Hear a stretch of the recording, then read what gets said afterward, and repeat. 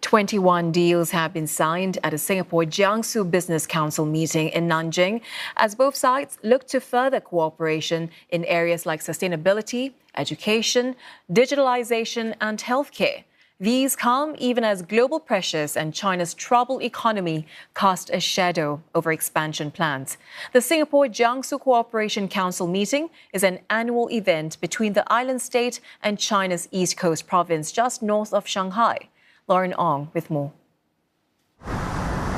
It's a township in Jiangsu's capital, Nanjing, born of a shared vision between China's vibrant East Coast province and Singapore. Named the Singapore-Nanjing Eco High-Tech Island, it's a launchpad for the Institute of Singapore Chartered Accountants to deepen collaboration between the two cities.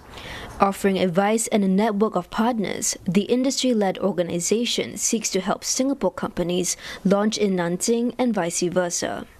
And not just accountancy, they also need legal advice, they also need other aspects. So what we hope to do is to be the hub for all the professional services firms like including engineers, architects or legal firms. If they seek to internationalize, we hope to be able to help and foster that partnership.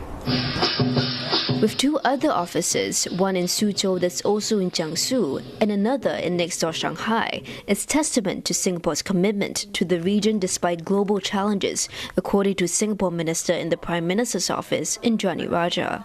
She co-chairs the 18th Singapore-Jiangsu Cooperation Council meeting with Jiangsu Governor Xu Kunlin. As China companies look to internationalization, they can expand their business and networks through working with Singapore as a launchpad to the region by leveraging on our conducive business environment and global connectivity. The new agreements add to the steady progress both sides have seen in trade and investment. For the first 10 months of this year, bilateral trade increased by 11.5% on year.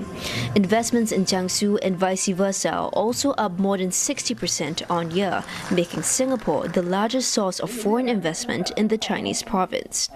Governor Xi suggests more collaboration in innovation and securing supply chains.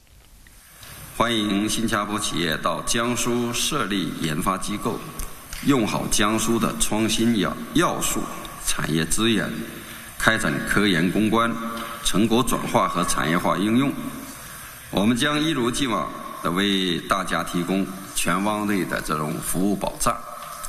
All these come as China's economy braces for more impact, including a new wave of Trump tariffs set to be imposed. But regions like Jiangsu stand out as bright spots. The province's GDP increased by 5.7% in the first 3 quarters of the year, outpacing the national rate of 4.8%.